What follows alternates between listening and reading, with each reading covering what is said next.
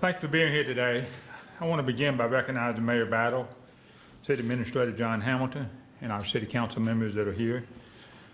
Your presence here shows the support that you provide to us day in and day out does not go unnoticed.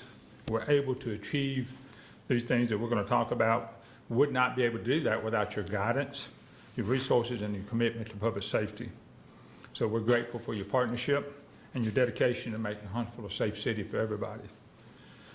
So with that said, our city is one of the fastest growing cities in the country, and growth brings responsibility and opportunity.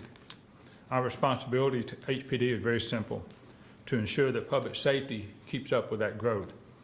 Today we're going to share our latest crime data, but it's not just the numbers themselves, but what they mean, where we're seeing progress, and what our next focus will be. But before we get into that, I want to make sure you understand that these numbers, what they actually represent. They represent people, families who deserve to feel safe in their homes, businesses that rely on safe streets for their customers and employees, and victims whose lives have been impacted by crime. But crime data itself is not abstract, it's personal, and it demands context, accountability, and transparency. Since 2019, Huntsville has seen reductions across most major crime categories, even as our city has continued to grow. But it does not mean the work is done. Progress matters, but every statistic represents a real person, and we take that responsibility very seriously. And with that, I'd like to introduce Kurt Warshak from the North Alabama Multi-Agency Crime Center, who will walk you through the data and the trend, and then tell you what these numbers mean about keeping Huntsville safe. Kurt. Thank you, Chief. And again, thank you, Mayor. Thank you, John and City Council for all your support for both the Police Department and the Real-Time Crime Center. We've made some incredible progress over the last several years, and we're kind of excited to share that with you today. We're going to do this a little bit backwards today. We're going to jump right into 24, 25 details, and then we'll walk you back out and kind of let you see how successful the department with the city support has been over the last several years. So explain a couple things to you here very quickly. On the left-hand side of the chart, you see the red dots and the orange dots. At the national level, and one of the things that has made Huntsville #1 for multiple years over the last several years, are certain crimes that are committed are collected at the national level. And that's what you're seeing on the left-hand side is what's considered violent crimes, red dots, and then major crimes, which are the orange dots. And those orange dots collectively across the board represent what gets published nationally. One of the things I'm proud of working with the department is the department always goes above and beyond to be transparent with the community and work diligently with the community to solve and deter crime. And so in addition, we add 3 more categories beyond what the national requirement is in terms of what we report. So again, another incredible good news story. In 24 to 25, violent crime is down 18%. Violent crime is murder, forcible rape, robbery, and aggravated assault. And then major crimes, again, beyond that is down 9%. And then of course you've got the totality of it. You're adding aggravated assault, burglary, larceny, and motor vehicle theft. And then annual reported offenses, everything that we report to you annually in our annual report, is down a total of 6%. On the last bar there, what you're looking at is a 5 to 6 year trend, and that's what's really important to us. Inside the Crime Center, we have multiple teams, but one of those teams is headed by Investigator Scarborough, and that's our intel team.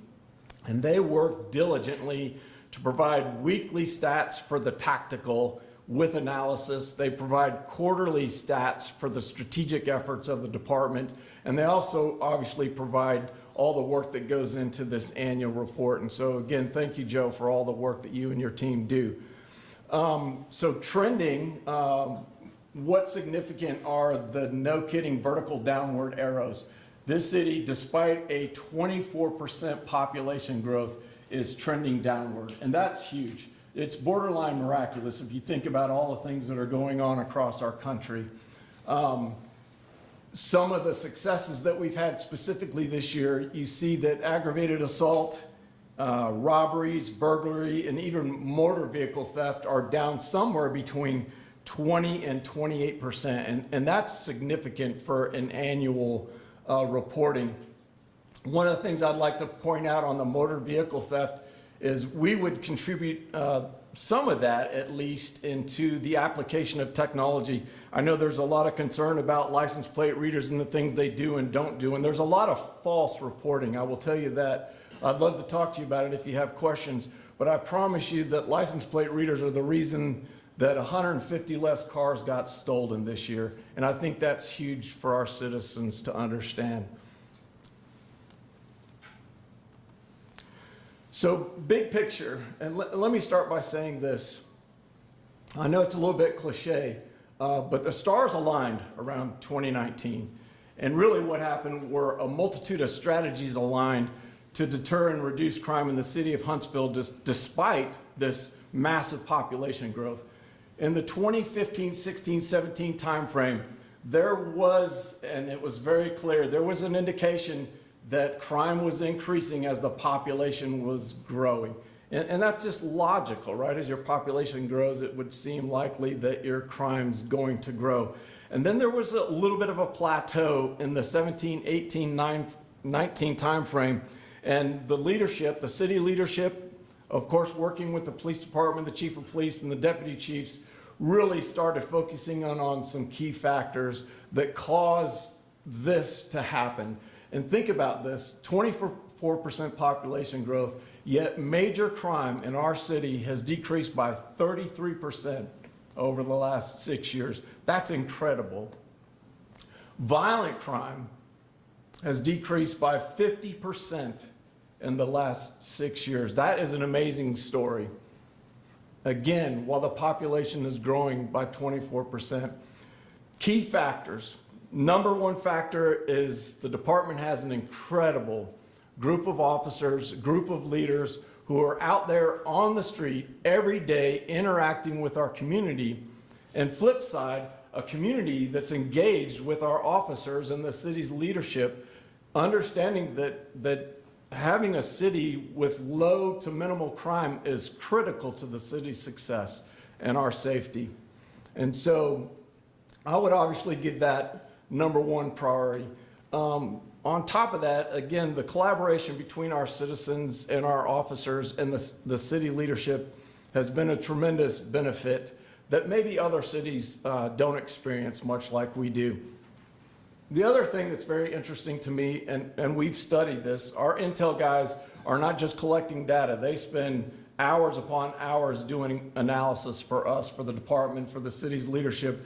The economic environment in the city is 1 for 1 in terms of the crime rate. And let me explain that. I moved here in the year 2000, and the dominant job set was a retired military officer like myself, or Colonel Hamilton. It was engineering or information technology, and that was dominant. If you weren't in that field or supporting those fields, you probably couldn't find a job. I've actually talked to security people in the manufacturing industry here in Huntsville, and I know for a fact that vans have pulled up to our jail and picked up people getting out of jail and taken them to work on the lines in their factories. The economic environment has changed dramatically here, and it's changed because of our city leadership, the city administrator, and the team that they've put together. You can't not find a job in the city of Huntsville. Henceforth, violent crime is down by 50%. Henceforth, major crime is down by 33%. And that is probably one of the top factors. The other thing that we really started focusing on in 2018, 2019 was interagency collaboration. I would tell you, having been on the outside prior to the last 6 years, the police department is much like the military, very type A personalities. They like to do their own things. Getting them to work together is a challenge, but it's one of the things that our chief and this city leadership has done an incredible job of making sure happens. In the last 12 months, we've worked with 20 federal, state, and local law enforcement agencies to make this happen for the city of Huntsville. And that's amazing if you think about it. The other thing we do really well in the last several years is data-driven policing. We are focusing our resources where the crime is occurring. That's both predictive, real-time, and reactive. And then finally, I think a small part of what we're doing successfully is applying technology to the solution. We will never replace our officers. Our officers are the tip of the spear. And what we're trying to do is give them technologies that will help them to do their job better, faster, and more efficiently.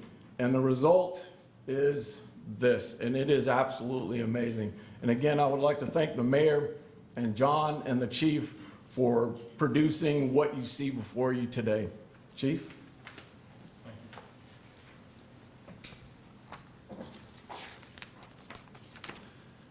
So what you've seen today provides a clear picture of where we stand, the progress we made, and the challenges that remain, and the data guiding where we focus our efforts going forward. These numbers reflect many moving parts: a growing city, continued investment in technology, analysis, strong partnership, and a community willing to engage and work along beside us. But behind every chart and every percentage point are people doing the work. There are officers working day and night, responding to calls and protecting neighborhoods while our citizens go about their business. There are investigators building cases piece by piece, hour by hour, supervisors making critical real-time decisions, analysis, or analysts, I should say, identifying patterns and helping direct resources where they're needed the most.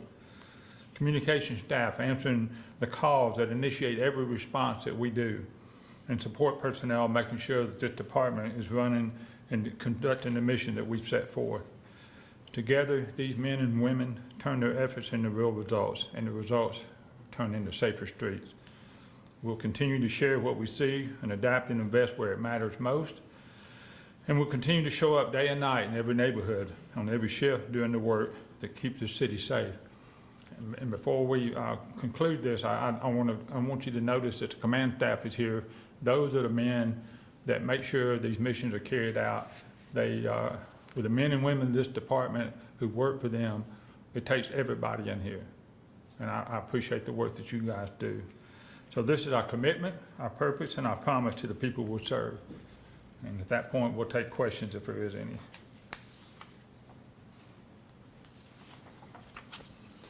Okay, thank you very much. Any questions? Go ahead. Tell me a little bit about why do you think this is happening? Why do you think the crime is dropping so rapidly here in Huntsville? Well, we probably can both come in on that. For one thing, as he mentioned, we started back in 2019. We saw a trend coming, and decisions were made at that point in time to this was the direction we were going to go in. So it's focused, sustained work to deploy officers in areas where they need to be at certain times when they need to be there. Also to be able to build stronger cases for our investigators, which mean getting more convictions in court and try to get these people off the street. There's really no single reason. If you'll notice the factors on the bottom of this, all those things play in a part. There's no one thing that happened, but we're very fortunate that it happened here. And then tell me a little bit more about the data-driven policing. You talk about, putting police in areas where crimes were happening. How has that helped? And tell me a little bit about where are some of those areas that you've been having heavier police presence, just stuff like that. As far as the precinct areas? Yes. Okay, so the precincts, of course, are split up geographically across the city. And within each area, they have their own responsibilities, or certainly hotspots, as we may call it. So one of the things that comes up sometimes is how people feel safe in their homes. And, how you feel in your home is perception of reality. With that, each precinct has community relations officers. And we welcome each citizen to call if they ever have an issue in their neighborhoods or things that they're unsafe or feel unsafe about. Because the thing is, perception driving that reality, but it may be, I hate to say it, sometimes we look at social media, sometimes we look at news reports. There's certain news media here that will on social media that will focus on a crime that didn't even happen in this area, and people don't take the time to look and see where that happened. Even I noticed that. So having said all that, keep in touch with your precinct. Know who your precinct commanders are, and then another thing we also advise them to do is to join a community watch or form one in the neighborhood. There's a lot of different options for people to do. You know, with the growing city, I mean, obviously the numbers are good. Are there areas that you feel like at this point you need to refocus on or concentrate on as far as certain crimes? Always, always. I mean, we look at that literally day in and day out, and we focus our area and deploy our officers to those particular areas because crime is mobile. It moves. And so as soon as we hit one area, they're going to move to another. So we stay on top of it the best we can. And we depend on the citizens for that as well. Anything you want to add to any of that? Okay. Sorry about that. If you happen to have the information available, I mean, how do these statistics maybe compare to other similar cities in the U.S.? I'm sorry, say it again. How do these statistics at all compare to other maybe similar cities around the area or in the U.S.? I mean, are these trends reflected in other areas too, or is it just Huntsville? Like, is Huntsville unique? Well, I can't say it's just Huntsville. I mean, I have noticed that other cities are experiencing some downward trend in crime, but I don't know that other cities are experiencing a 24% increase in population. So certainly with that said, I mean, it's different. It's hard to compare, I guess you say, apples and oranges. And what are those areas that you're looking to improve in the next year, 2 years, 3 years? We want to continue the technology, vet the technology, and use it appropriately. Of course, the areas, it also takes our staffing, make sure our staffing is up to par to serve the Huntsville, because we're not going to stop growing. That's pretty evident. And so we have to keep up with that. And is there any specific technology that you've introduced in the last year that you think really helped? I would let Kurt answer that question. I've got my own opinion, but I'll let him answer that.